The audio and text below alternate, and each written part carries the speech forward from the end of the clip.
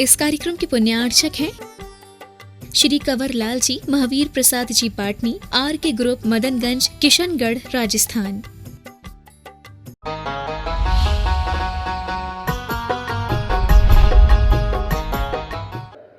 उसका नाम है शोक। और दुख होने के बाद में जब हम अपना मुंह फुलाए बैठे रहते हैं, रोते से रहते हैं, भीतर से एक उदासी छा जाती है, उसका नाम है शोक। क्या सुन रहे हो? जैसे कि तुम्हारे सामने नाश्ता के लिए किसी ने रसगुल्ला रख दिया, समझ आ रहा है, और आप जैसे रसगुल्ला खाने वाले थे, किसी ने उसी समय पे उठा लिया, बोले नहीं मिलेगा तुमको, तो फिर क्या होगा? तो तुम्हारे लिए एकदम से जो भीतर से विकलता आएगी, जो भीतर से दुख होएगा, उसका नाम कहलाएगा शोक। समझ आ रहा है? अब वो शोक में क्या होगा, तुम्हें दिन भर याद रहेगा, इसने मुझे रसगुल्ला नहीं खाने दिया, इसने मेरा रसगुल्ला उठा लिया, इसने रसगुल्ला छीन लिया। तो ये क्या हो गया? शोक। शोक जो है दुख से और गहरा हो जाता है ना? दुख तो सामान्य से होता है, जैसे मान लो अगर तुम थोड़ी देर तक भूखे रह जाओ, है ना, तो पेट में क्या होने लगेगा? थोड़ा सा दुख होने लगेगा। पेट में चूहे कूदने का मतलब क्या हो गया? दुख होने लगा। समझ आ रहा है? अगर तुम्हें थोड़ी देर तक ज्यादा उपदेश सुना दिया जाए तो फिर क्या करोगे? महाराज अब तो नहीं बैठा जा रहा, अब तो उठने की पड़ रही है, तो ये क्या होने लगा? तुम्हें दुख होने लगा, है ना? और फिर दुख होने के बाद में अगर वो दुख कहीं बहुत देर तक रह गया, गहरा हो गया, तो वो कहलाता है शोक। समझ आ रहा है? जैसे कभी अपने घर में किसी की अचानक से डेथ हो जाती है ना, कोई घर का, परिवार का जो अपना बड़ा अच्छा प्रेमी था, इष्ट था, उसकी कभी मृत्यु हो जाती है, अचानक से कोई दुर्घटना हो जाती है, तो उसके बाद में जो एक वातावरण बन जाता है वो क्या होता है? शोक का वातावरण होता है ना? इसलिए उसके बाद में फिर शोक सभा का आयोजन किया जाता है। समझ आ रहा है? तो वो कहलाता है शोक। तो शोक में एक गहरा झटका लगता है, गहरा दुख होता है, और एक दुख जो होता है वो सामान्य से हमको कभी भी होता रहता है, हम उसे झेलते रहते हैं, ठीक है ना? तो भगवान के अंदर कभी भी शोक नहीं आता। क्या नहीं होता? भगवान कभी भी गहरे दुख में नहीं डले रहते। भगवान को कभी भी ऐसा कोई कारण नहीं मिलता कि उस कारण से वो कभी गहरे शोक में चले जाएं। समझ आ रहा है? तो भगवान के अंदर क्या नहीं होता? शोक नहीं होता। जिनके अंदर शोक होता है वो भगवान। इसी तरीके से भगवान के अंदर दुख नहीं होता। क्या नहीं होता? किसी भी तरीके का दुख, है ना? शोक को हम समझ सकते ग्रीफ, और दुख होता है सोरोनेस। भगवान के अंदर किसी भी तरीके का दुख नहीं, किसी भी तरीके का। चाहे उनके लिए भूख की बाधा हो तो भूख का भी दुख नहीं, उन्हें कभी प्यास की बाधा हो तो प्यास का दुख नहीं। अपने को तो भूख का दुख हो जाएगा, प्यास का दुख हो जाएगा, भगवान को कभी भूख प्यास का भी दुख नहीं होता। जिनको भूख प्यास लगे उन्हें भगवान नहीं कहते। समझ आ रहा है? दुख कई तरीके के होते हैं। जैसे मान लो आपको नींद आ रही है, तो ये नींद भी एक दुख है, क्योंकि अगर आप कहीं पर बैठे हैं, कोई अच्छा काम कर रहे हैं और बीच में नींद आने लग गई तो क्या होगा? वो अच्छा काम आपसे छूट जाएगा। आप पेपर दे रहे हो और पेपर के समय पे नींद आ जाए तो क्या होगा? फिर सब गए काम से, पूरे साल की मेहनत चली जाएगी। समझ आ रहा है? तो निद्रा भी एक क्या है? दुख है। भगवान के अंदर निद्रा भी नहीं होती, भगवान के अंदर किसी भी तरह का कोई दुख नहीं होता। समझ में आ रहा है? और फिर यहां पर कहते हैं कि भगवान के अंदर किसी भी प्रकार का भय नहीं होता। क्या नहीं होता? भय। भय माने डर, डर माने फियरनेस, है ना? किसी भी तरीके का भगवान के अंदर डर नहीं होता। भगवान को कोई डराना चाहे तो डरा नहीं सकता, और भगवान किसी के द्वारा डरता भी नहीं है। और जो डरता नहीं है वो अपने पास में कोई भी ना एटम बॉम्ब रखता है, ना अपने पास में AK-47 रखता है, ना अपने पास में कोई धनुष बाण रखता है, ना अपने पास में गदा रखता है, क्योंकि उसे कोई डरने की जरूरत नहीं, किसी को डराने की जरूरत नहीं। समझ में आ रहा है? तो भगवान कौन होता है? जो किसी से डरता नहीं और किसी को, इसलिए जो भगवान होता है उसके पास में कोई भी राइफल, कोई भी अस्त्र शस्त्र कुछ भी नहीं होता। समझ आ रहा है? आपको, आपके भगवान के पास में कुछ है? जिन भगवान की आपने पूजा की, पूछो पार्श्वनाथ भगवान के पास कुछ रखा है क्या? कोई बंदूक, कोई गदा, कोई तमंचा, कुछ है? कुछ नहीं। तो भगवान कैसे होते हैं? जिनके पास में किसी भी तरह की कोई भी अस्त्र शस्त्र नहीं हो। क्यों नहीं होते उनके पास में? क्योंकि वो किसी से, और जो किसी से डरता नहीं वो किसी को डराता नहीं। ये लॉजिक है। जो किसी से डरता नहीं वो किसी को डराता नहीं। अगर आपकी मम्मी आपको डराती है तो इसका मतलब है वो आपसे डरती है। सही बात है वो, समझ आ रहा है ना? हाँ, अगर मम्मी आपसे डरेगी नहीं तो डराएगी नहीं। वो डराती इसलिए ताकि ये हमें डरा ना दे, इसलिए पहले मैं इसको डरा दूं। समझ आ रहा है ना? ये बहुत बड़ी, तुम भी जब बड़ी हो जाओगे तब समझ में आएगा तुमको, है ना? तो हर किसी के अंदर जो डराने का भाव होता है ना, वो डराने का भाव इसलिए आता है कि उन्हें डर लगता है कि अगर मैं इसको नहीं डराऊंगा तो कहीं ऐसा कर देगा तो मेरे लिए वो चीज बहुत खतरनाक हो जाएगी, तो उन्हें उससे डर है, इसलिए वो डराती है। समझ आ रहा है ना? तो जब भी आपकी मम्मी आपके लिए चांटा दिखाए या चिमटा दिखाए चिमटा जानते हो? तो समझना कि ये डर रही है मुझसे तभी ये मेरे लिए चांटा दिखा रही है ना? तो क्यों डर रही है? क्योंकि उसे डर है कि अगर मैं इसको नहीं डराऊंगी तो ये मेरी कभी बात नहीं मानेगी, तो फिर ये मुझको डराने लग जाएगी। तो उसे इस बात का डर है, इसलिए पहले से डराने लग जाती है ना? लेकिन भगवान किसी को डराते और भगवान किसी से डरते, इसलिए भगवान के पास में कभी अस्त्र शस्त्र होते नहीं है। ये बात अच्छे ढंग से दिमाग में रखना। समझ आ रहा है? आप ये मत सोचना कि आप बच्चे हैं। आप ये देखना, ये जितने भी बड़े लोग बैठे ना, ये आपसे भी ज्यादा बच्चे हैं, आपसे भी बड़े बच्चे हैं, है ना? और बच्चे तो फिर भी अच्छे होते हैं और सच्चे होते हैं। क्यों होते हैं? कि बच्चों को जो बात एक बार बता दी जाती है, बच्चे बात जिंदगी भर के लिए मान लेते हैं, हमेशा याद रखते हैं। लेकिन इन बड़ों को कोई भी समझाया जाए ना, इनके कान तक बात पहुंचती है, इनके दिमाग तक कोई बात नहीं पहुंचती। समझ आ रहा है ना? तो बच्चे इसलिए अच्छे होते हैं कि एक बार बच्चे कोई भी बात को बैठा लेंगे अपने दिमाग में, सुन लेंगे तो उन्हें हमेशा याद रहेगा। समझ आ रहा है ना? जितना अच्छे ढंग से आप समझ लोगे उतने ढंग से ये बूढ़े लोग कभी नहीं समझ सकते। समझ आ रहा है ना? इसलिए आपको समझना है। अब इनकी तो जिंदगी कितनी रह गई? 10-20 साल में निपट जाएंगे सब, है ना? फिर जमाना तुम्हारा है जमाना किसका आएगा? तुम्हारा, है ना? तो बस तुम्हारे जमाने में ये होना चाहिए कि तुमको ये पता होना चाहिए भगवान कैसा होता है ना? भगवान का सुख कैसा होता है, भगवान के पास में क्या क्या चीजें नहीं होती हैं और क्या क्या चीजें होती हैं। तो अभी तो हमने आपको क्या बताया? क्या क्या नहीं होता ये बताया। क्या क्या नहीं होता है? क्या क्या नहीं होता है?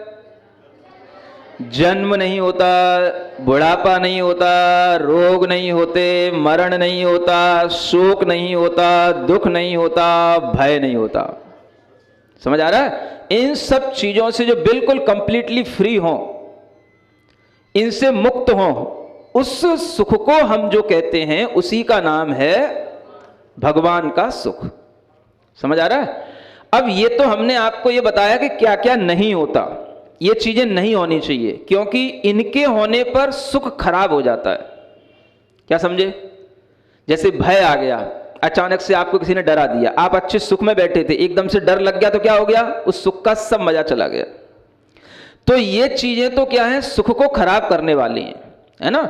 आप सुखी थे, सुखी होते होते आपको मान लो कोई रोग हो गया, रोग हो गया तो क्या हो गया? आपका सारा सुख चला गया, है ना? आप सुखी बैठे थे, सुखी से जीवन जी रहे थे, सुखी होते होते आप मान लो बूढ़े हो गए, बूढ़े हो गए तो क्या हो गया? आपको लगने लगा रहे अब बुढ़ापे में तो अब कुछ होता ही नहीं। समझ आ रहा है? तो इसलिए ये चीजें तो इसलिए मना की जा रही है कि ये चीजें अगर उस सुख के साथ मिल गई तो कभी भी उस आत्मा के लिए हमेशा सुख मिलने वाला नहीं है। समझ आ रहा है? अब देखो भगवान के पास में होता क्या है ये भी जानना है, क्या नहीं होता है ये जान लिया, अब ये जानना है कि क्या होता है। ठीक है ना? अभी तक तो ये जाना है कि क्या क्या चीजें नहीं है, किन किन चीजों से भगवान रहित हैं। अब भगवान के पास एक्चुअली होता क्या है वो आगे के श्लोक में बताया जा रहा है। पढ़ो आगे का श्लोक।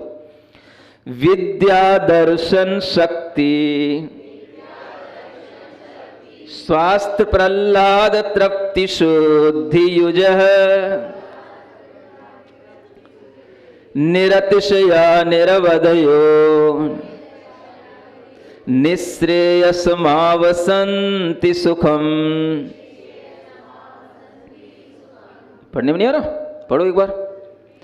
विद्या दर्शन शक्ति स्वास्थ्य प्रहलाद तृप्ति शुद्धि युजः निरतिशया निरवधयो निःश्रेयसमावसन्ति सुखम।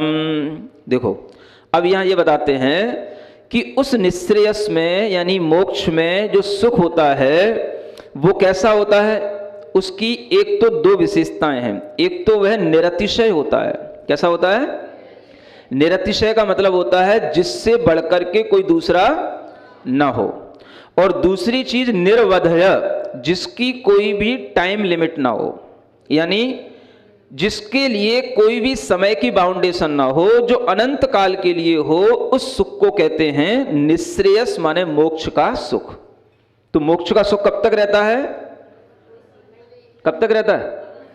अनंत काल तक। रसगुल्ले का सुख कब तक रहता है? जब तक वो गले के नीचे नहीं गया। समझ आ रहा ना? जब तक मुंह में है तभी तक है ना। अब मुंह में कितनी देर तक रखोगे? कुछ लोग ज्यादा लोभी लालची होते तो मुंह में बहुत देर तक रखे रहते हैं समझ आ रहा है ना?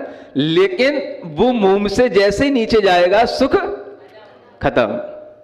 और जो मोक्ष का सुख है वो एक जैसा अनंत काल तक वैसा ही बना रहेगा। समझ आ रहा है?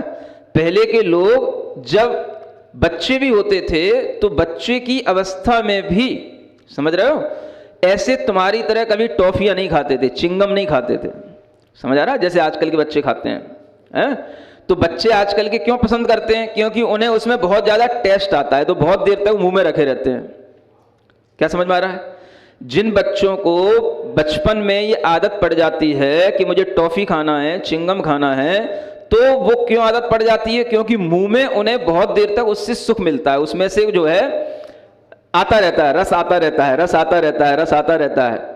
और रस आना बंद भी हो जाता है तो भी अपने मुंह से वो निकालना नहीं चाहते। फिर बाद में चिंगम देखी ना कभी? चिंगम बिल्कुल खत्म भी हो जाएगी, उसके ऊपर का पिपरमेंट, उसके ऊपर की शुगर सब चली भी जाएगी, तो भी उसको मुंह में दबा दबा करके खींचता रहेगा आदमी। समझ आ रहा है? तो ये जो आदत है ये किस बात की है कि हम सुख लेना चाहते हैं, सुख लेना चाहते हैं, सुख लेना चाहते हैं, लेकिन उसमें सुख एक लिमिट तक ही रहता है, हमेशा सुख उसमें नहीं मिलता। हमेशा सुख कहां मिलेगा? मोक्ष में। समझ आ रहा है? और यही जो बचपन की आदत है, यही जब आदमी बड़ा हो जाता है तो क्या करता है? फिर टॉफी नहीं खाता, फिर चिंगम नहीं खाता, फिर वो पान पराग खाता है, बाबा, है ना? फिर वो उसको मुंह में रखे रहता है। समझ आ रहा है ना?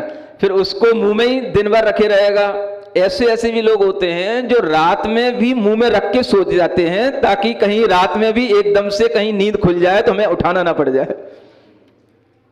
समझ आ रहा है? ऐसे लोग भी हैं कि नहीं? तुम्हारे मुजफ्फरनगर में है कि नहीं? क्यों? क्या नाम? जुगनू?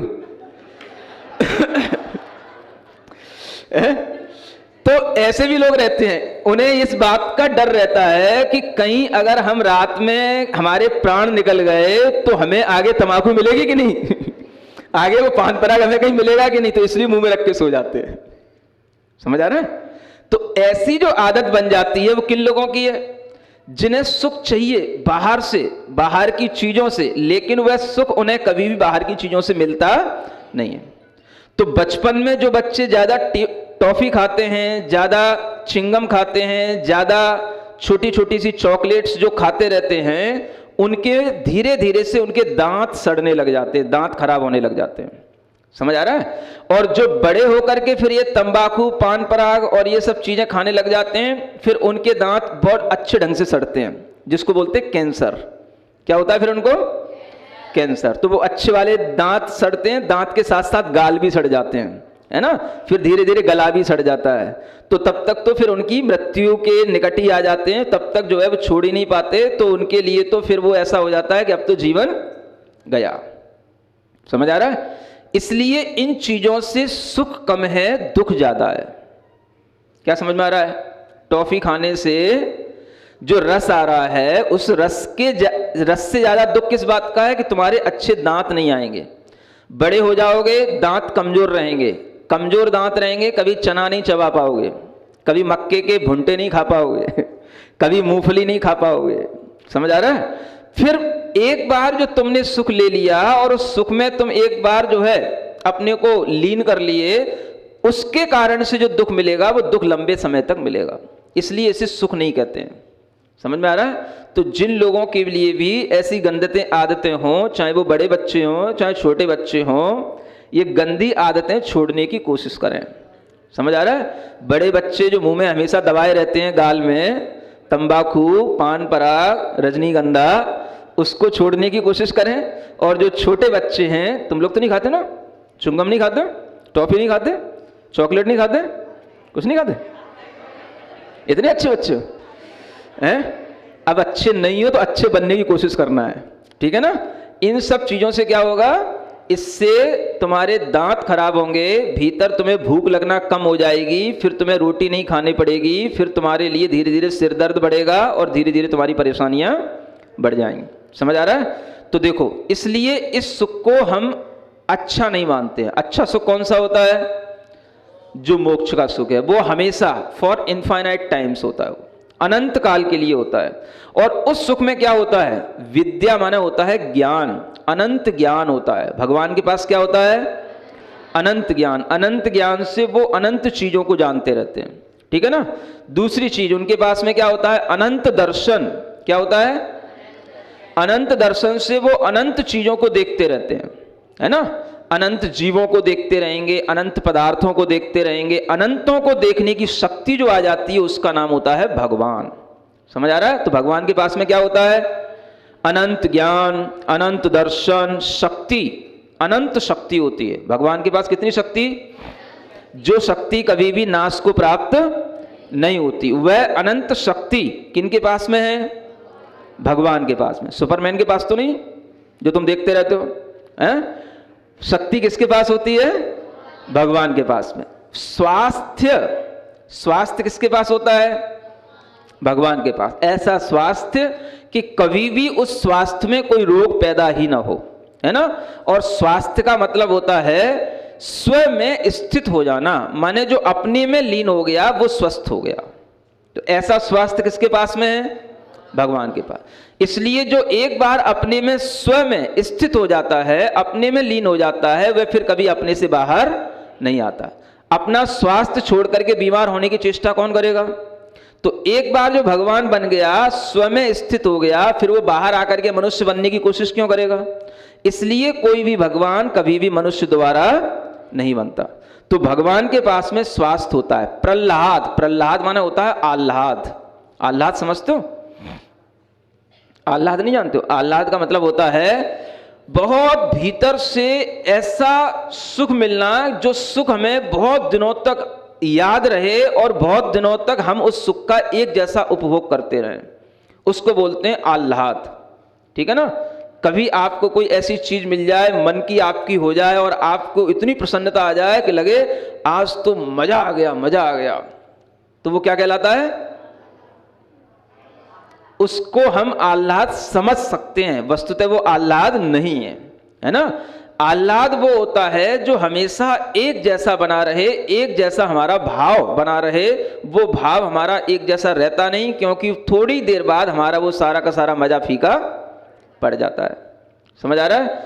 लेकिन भगवान के पास में जो आह्लाद होता है वो हमेशा एक जैसा बना रहता है। और भगवान के पास क्या होता है? तृप्ति होती है। तृप्ति का मतलब होता है सेटिस्फैक्शन, है ना? कभी भी उन्हें अपने आप से विरक्ति नहीं होती कि अब भाई बहुत हो गया, चलो हटो यहाँ से, चलो मोक्ष छोड़ दो, बहुत हो गया, है ना? जैसे आपके मन में आता रहता है बहुत हो गया, पूजन हो गई, बहुत देर हो गई, प्रवचन सुन लिए। ऐसा भगवान के अंदर कभी नहीं होता। उन्हें क्या होता है? हमेशा तृप्ति रहती है। तृप्ति माने हमेशा उनके अंदर एक अद्भुत संतुष्टि रहती है, और इस तरह से वह अपनी प्योरिटी के साथ में रहते हैं, क्योंकि यही सब चीजें उनको हमेशा शुद्ध बनाए रखती हैं। तो भगवान कैसे होते हैं? प्योर होते हैं। उनके अंदर क्या होती है? शुद्धि होती है, प्योरिटी होती है। ऐसे इन भगवान को अगर हम मानेंगे तो ही हमारे अंदर शुद्ध सुख की भावना आएगी। तो हमें क्या सोचना चाहिए कि भगवान को जैसा शुद्ध सुख मिला है ऐसा ही शुद्ध सुख हमें भी प्राप्त हो। समझ आ रहा है? और ऐसा शुद्ध सुख प्राप्त करने का उपाय कौन बताएगा? उपाय कौन बताएगा? जो भगवान के रास्ते पर चल रहे हैं, ऐसे आचार्य परमेष्ठी, उपाध्याय परमेष्ठी, साधु परमेष्ठी हमें क्या बताते हैं? उन भगवान का सुख के बारे में हमें बताते हैं। समझ आ रहा है? तो भगवान तो कौन है? अरिहंत परमेष्ठी और सिद्ध परमेष्ठी। भगवान कौन है? अरिहंत परमेष्ठी और उन भगवान के सुख को बताने वाला कौन है? आचार्य, उपाध्याय, साधु। समझ आ रहा है? तो देखो, श्रावक जो होता है, आप लोग कौन हो? श्रावक। श्रावक दोनों काम करता है। भगवान के लिए तो भगवान की पूजा करता है, और जो साधु हैं उनके लिए वह क्या करता है? दान करता है। क्या करता है? समझ में आ रहा है? दान कितने प्रकार के होते हैं? 4 प्रकार के होते हैं। आहार दान, औषधि दान, शास्त्र दान, अभय दान। कितने प्रकार के होते हैं? 4 प्रकार के। समझ आ रहा है? इन 4 प्रकार के दानों में जो सबसे बड़ा दान होता है वो अभय दान है।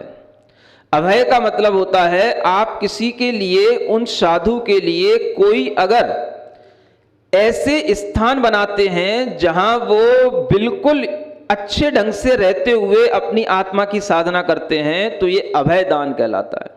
क्या कहलाता है ये? समझ आ रहा है? वो अभय दान जिसे हम वसतिका दान भी कहते हैं। क्या बोलते हैं? वसतिका। वसतिका का मतलब साधु के रहने योग्य स्थान जो होते हैं उन्हें वसतिका कहते हैं। समझ आ रहा है? जैसे आपका ये मंदिर है ना? अब इस मंदिर में वसतिका है कि नहीं है कि वो तो काम चला हुआ है। कैसी है? समझ आ रहा है? वो तो अब महाराज हैं तो काम चला रहे हैं है ना? लेकिन वस्तुतः अभी कोई वसतिका अच्छे ढंग से बनी हुई। जैसे आप अपने घर को अच्छे ढंग से बनाते हो, वैसे ही हम भगवान के लिए भी अच्छा स्थान देते हैं, और जो अच्छे श्रावक होते हैं वो मुनि महाराज के लिए भी अच्छा स्थान बनाते हैं, है ना? क्योंकि मुनि महाराज को जहां पर रहने में मन लगेगा वो स्थान भी अच्छा होना चाहिए। कैसा होना चाहिए? वहां पर प्रकाश आना चाहिए, हवा होनी चाहिए, ऐसा बंद बंद सा नहीं होना चाहिए कि महाराज का मन हो अब भैया 2 दिन हो गए चलो यहां से, है ना? अगर 2 दिन में महाराज चले जाएंगे तो फिर तुम्हें महाराज का लाभ कैसे मिलेगा? समझ आ रहा है? 2 दिन में तो तुम्हारी नींद भी नहीं खुलती, पता भी नहीं पड़ता कि महाराज कब आए कब चले गए। समझ आ रहा है? तो सबसे बड़ी चीज क्या है? अगर हमें महाराज का लाभ लेना है, साधु का लाभ लेना है, तो हमें क्या करना पड़ेगा? साधु की वसतिका के लिए श्रावक को हमेशा तत्पर रहना चाहिए। समझ आ रहा है ना? हाँ, अगर साधु के लिए जगह जगह पर, हर मंदिरों के आसपास या मंदिरों के स्थानों पर अच्छे ढंग की वसतिकाएं होंगी तो साधु वहां पर रुकेंगे। अन्यथा क्या होगा? आप देखोगे दिल्ली आदि स्थानों में साधुओं ने एक ऐसा तरीका बना लिया है कि साधु वसतिका में नहीं रहते। साधु कहीं पर भी कॉमन जो स्थान है वहां पर रहना चाहिए वहां नहीं रहते, साधु श्रावक के घरों में जाकर के रहते हैं। समझ आ रहा है? ये एक ऐसी गलत परंपरा चल गई है। ये परंपरा को दूर करने के लिए श्रावक को अच्छे ढंग की वसतिकाएं बनाना चाहिए कि महाराज आपको घर में रहने की क्या जरूरत है, आपके लिए ये उचित स्थान बना हुआ है। समझ आ रहा है? ये श्रावक का कर्तव्य है। आपने कभी एक राजा का नाम सुना हो, जो राजा खारवेल, समझ आ रहा है? बहुत प्राचीन राजा हुआ है खारवेल, सम्राट अशोक से भी पहले का। और उस राजा खारवेल ने भी मुनियों के लिए अनेक प्रकार के ऐसे स्थान बनाए, जो गुफाओं में ही उसने ऐसे स्थान बनाए जैसे मुनि महाराज उस पर लेट जाएं, पीछे तकिया तक बनाया उसने। समझ में आ रहा है ना? हाँ, मतलब वो सब शिला का बना हुआ है, पत्थर का ही, और बिल्कुल पैक बढ़िया। समझ आ रहा है? इस तरीके के पहले स्थान बनाने थे। अब लोगों के पास अब ऐसी जगह तो रही नहीं। अब लोगों के पास में जैसी जगह होंगी वो वैसे स्थान बनाएंगे। लेकिन यह एक ऐसी चीज है जिसके माध्यम से आपको साधु का लाभ लंबे समय तक मिल सकता है ना? अन्यथा साधु क्या करेगा? आपके सामने 1-2 दिन के लिए आएगा, चला जाएगा। अगर आपको साधु का लाभ लंबे समय तक लेना है तो आपके लिए ये भाव हमेशा रहना चाहिए कि हम अपने लिए जिस तरीके से अच्छे स्थान बनाते हैं वैसे ही देव शास्त्र गुरु के लिए भी, उनकी भी रक्षा करने के लिए हमें अच्छे उचित स्थान बनाने चाहिए। समझ में आ रहा है? ये किसका काम है? ये श्रावक का काम है। और उपदेश देना किसका काम है? मुनि महाराज का। ठीक है ना? तो मुनि महाराज ने तो अपना काम कर लिया, अब आपको अपना काम करना है। ठीक है ना? बोलो महावीर भगवान की। रत्नकरंडक श्रावकाचार्य ग्रंथराज में श्रावक के सम्यक दर्शन ज्ञान चारित्र का वर्णन करने हेतु यह प्रकरण संलेखना के माध्यम से और मोक्ष सुख का विवरण करने के माध्यम से पूर्ण हो चुका है। अंत में एक प्रकरण और दिया गया है जो 11 प्रतिमाओं के रूप में विशेष रूप से अलग से व्याख्यायित किया गया है। वैसे तो श्रावक के लिए जितना आवश्यक है वो सब हो चुका है। जिस श्रावक ने 2 प्रतिमा के व्रत को धारण करके संलेखना अंगीकार कर ली, उसने 12 व्रतों के साथ में अपने जीवन के लिए जो भी महत्वपूर्ण घटनाएं होती हैं वो सब उसने प्राप्त कर ली। अब यहाँ पर जो प्रकरण प्रारंभ हुआ है वह एक प्रतिमा से 11 प्रतिमाओं तक का स्वरूप बताने के लिए अलग से प्रारंभ हुआ है और उसे इस रूप में समझना चाहिए कि जो मूल बातें थीं, 12 व्रतों का वर्णन था, वो सर्व सामान्य के लिए कर दिया गया है। और जो प्रकरण अब आगे होने वाला है वह उन लोगों के लिए है जो विशेष रूप से और अपना जीवन जीते हुए, अपनी साधना बढ़ाते हुए और आगे गृहस्थों के धर्म का पालन करते हुए भी अपने व्रतों का निर्वाह करने की इच्छा रखते हैं। एक तरह से हम ऐसा समझ सकते हैं कि एक मूल गुण होते हैं, एक उत्तर गुण होते हैं, या एक आवश्यक ज्ञान होता है और एक फिर उसी में और विशिष्ट ज्ञान होता है।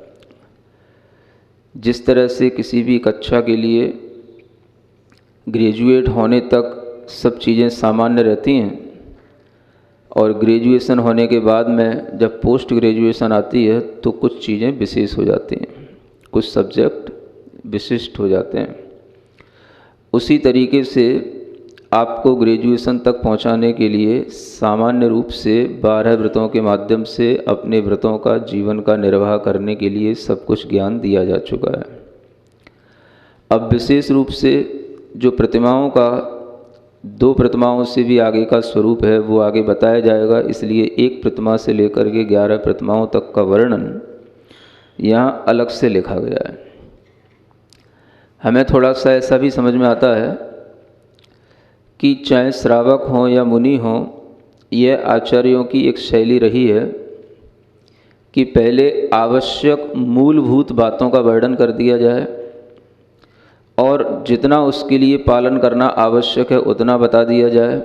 बाद में यदि उसके लिए संभव हो, उसकी आयु अधिक हो, तो वह इन चीज़ों पर भी ध्यान दे। क्योंकि ऐसा ही एक प्रकरण मूलाचार में भी मुनियों के लिए आता है।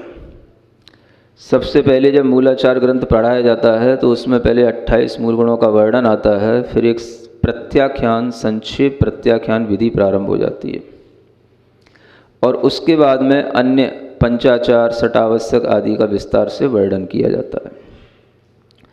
मतलब यह है कि अगर कोई भी साधक है वह अगर महाव्रतों को धारण किया है तो पहले वह मूल गुणों का पालन कर ले और मूल गुणों का पालन करने के साथ में अगर उसके जीवन का अंत समय है तो समाधि ले ले और अगर समय बाकी है तो कुछ और सोचे।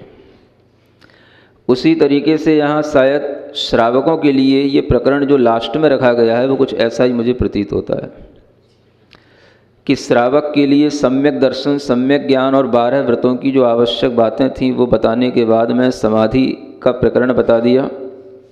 अब अगर श्रावक के पास में समय हो, साधना करने की उचित अनुकूलताएं हों, तो वह अपनी उन प्रतिमाओं आदि को बढ़ाने के लिए अपना पुरुषार्थ करे और अपना जीवन और अग्रसर करके आगे बढ़े। तो कुछ ऐसा ही भाव ध्यान में रखते हुए ये एक प्रतिमा से लेकर के 11 प्रतिमाओं तक का वर्णन यहाँ से प्रारंभ होता है। जो प्रथम प्रतिमा कहलाती है, प्रतिमा का मतलब होता है एक प्रतिज्ञा। प्रतिमा का मतलब क्या होता है? प्रतिज्ञा लेना, है ना। उदय प्रतिज्ञा को भयो, प्रतिमा ताको नाम, ऐसा कहीं एक लाइन पढ़ने में आती है कि जब जीव के अंदर एक प्रतिज्ञा का उदय हो जाता है तो उसे प्रतिमा नाम कहा जाता है। तो वह प्रतिमा का मतलब है उसकी प्रतिज्ञाएं, और वह प्रतिज्ञाएं, जो प्रतिज्ञाएं जीवन पर्यंत के लिए ली जाएं, और वह प्रतिज्ञाएं जो उसके लिए व्रत के रूप में विशिष्ट रूप से उसकी आत्मा में संकल्पित हों, जिन प्रतिज्ञाओं के माध्यम से उसका गुणस्थान अविरत सम्यक दृष्टि नाम का जो चतुर्थ गुणस्थान है उससे भी ऊपर उठ सके, वह पंचम गुणस्थानवर्ती श्रावक बन करके कर्म की निर्जरा कर सके। इस तरह की जो व्रतों की संकल्पना होती है उसका नाम प्रतिमा कहलाता है। तो प्रतिमा का मतलब क्या हुआ? प्रतिज्ञा। जो विशेष विशेष प्रतिज्ञाएं की जाएंगी उसका नाम प्रतिमा कहलाएगा। तो यहाँ पर उसी को प्रारंभ करते हैं। सबसे पहले आचार्य कहते हैं कि कितनी प्रतिमाएं हैं और वो किस विशेषताओं के साथ रखती हैं, बताने के लिए 136 नंबर का ये आगे का आर्या छंद है। श्रावक पदानि देवहि एकादश देशितानि येषु खलु स्वगुणः पूर्वगुणैः सह संतिष्ठन्ते क्रम विवृद्धा। पढ़ो। श्रावक पदानि देवैरेकादश देशितानि येषु खलु स्वगुणः पूर्वगुणैः सह संतिष्ठन्ते क्रम विवृद्धा। क्या कहते हैं? श्रावक के ये पद हैं, श्रावक पदानी। क्या कहा इनको? यहाँ पर प्रतिमा नाम न देकर के क्या कहा? श्रावक के पद हैं ये। पद का मतलब होता है श्रावक की जो योग्यताएं बढ़ती चली जाती हैं, उसकी जो लेवल बनते चले जाते हैं, उसको पद कहा गया है। श्रावक के ये पद हैं। एकादश माने 11, देशितानी माने भगवान जिनेंद्र देव के द्वारा यह देशितानी माने कहे गए हैं। येषु खलु, जिनमें स्वगुणाः यानी स्व अपने जो गुण हैं वो पूर्व गुणैः सह पहले के गुणों के साथ में संतिष्ठन्ते माने रहते हैं, क्रम विवृद्धा यानी क्रम से बढ़ते हुए। क्या कहा गया? जैसे जैसे आप इन पदों में बढ़ेंगे, एक पद से लेकर के 11 पदों की यात्रा करेंगे, तो ऐसा नहीं कि डायरेक्ट आप ऊपर वाले पद पर पहुंच जाएं और नीचे वाले पद को छोड़ दें। स्वगुणाः पूर्व गुणैः सह, पहले के जो गुण हैं उनके साथ में आगे बढ़ना है, पहले के गुणों को छोड़कर नहीं बढ़ना। जैसे कोई भी बच्चा पढ़ता है, परीक्षा में पास होता है, तो उसे परीक्षा में पास होने पर उसे गुण मिलते हैं। क्या मिलते हैं? आपको नहीं पता? नंबर को क्या बोलते हैं? गुण। ये बात भी हमने गुरुजी से सीखी। यहाँ तो कभी गुण बोलने में आता ही नहीं। यूपी एमपी में कहाँ गुण बोलते होंगे? उधर कर्नाटक में दक्षिण साइड में बोलते होंगे। तो आचार्य महाराज बताते उधर नंबर जो मिलते हैं, पास हो जाते, उसे क्या बोलते हैं? गुण मिलते हैं। तो शायद वही भाव यहाँ पर इस तरीके का है। तो जब जिसने 8वीं कक्षा पास कर ली, 9वीं में पहुँच गया, तो 8वीं के गुण उसके साथ में आगे बढ़ते हैं। ऐसा नहीं है कि 8वीं के गुण उसने छोड़ दिए। उन्हीं गुणों के आधार पर उसकी आगे की क्लासें चलेंगी, उन्हीं गुणों के आधार पर आगे का उसका सिलेक्शन होगा, उन्हीं गुणों के आधार पर वह आगे अपनी और भी ज़्यादा गुणों में वृद्धि करेगा। तो उसी तरीके से आचार्य कहते हैं कि अपने अपने गुणों के साथ में जो पहले पहले वाले गुण हैं उनको लेकर के आप क्रम से बढ़ना, क्रम विवृद्धा यानी क्रम क्रम से वृद्धि करने का नाम यह प्रतिज्ञा की वृद्धि है और इस प्रतिज्ञा को 1 से लेकर के 11 तक बढ़ाने के लिए क्रम बनाना। तो एक क्रम से बढ़ाई जाती है, अक्रम से नहीं। ऐसा नहीं कि कभी हमने 8वीं प्रतिमा ले ली, फिर कभी 5वीं ले ली, या पहले 4थी ले ली, फिर बाद में दूसरी ले ली, ऐसा कोई नहीं। क्रम क्रम से उसको बढ़ाओ।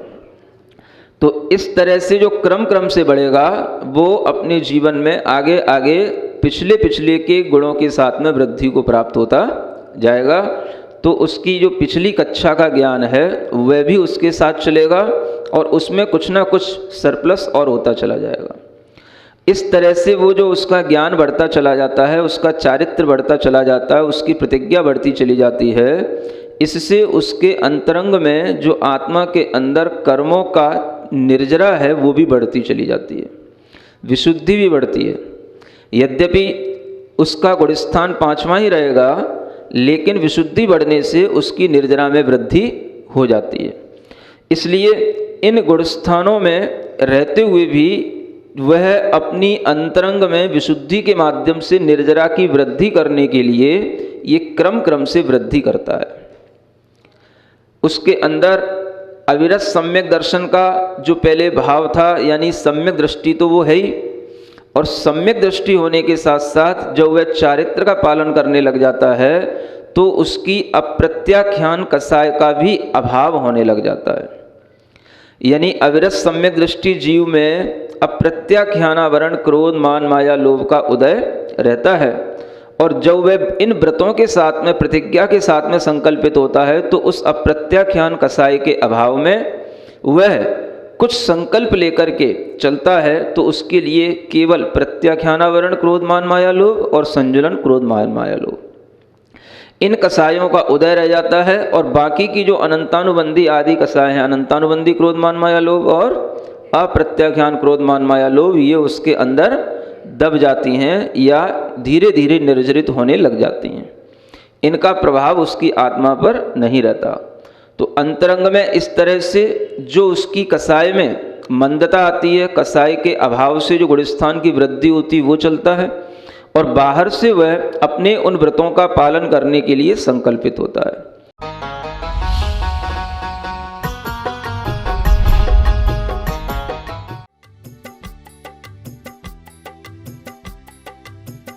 इस कार्यक्रम के पुण्यार्चक थे श्री कंवर लाल जी, महावीर प्रसाद जी पाटनी, आर के ग्रुप, मदनगंज, किशनगढ़, राजस्थान।